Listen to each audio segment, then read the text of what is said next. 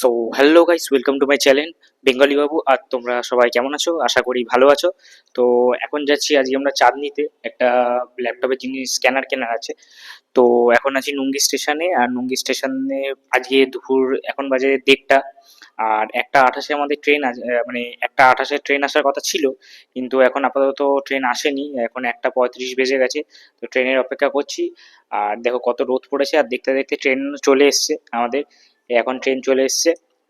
এখন ট্রেনে করে প্রথমে যাব টালিগঞ্জ, টালিগঞ্জ থেকে তারপরে মেট্রো ধরে আমরা যাব তারপরে চাঁদনি চক।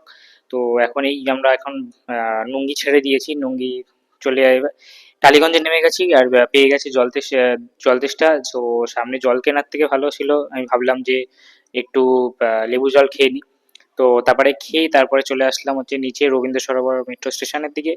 তো তারপরে এখান থেকে চাঁদনি নেমে তারপরে চলে আসলাম যে স্ক্যানারটা কিনতে। তো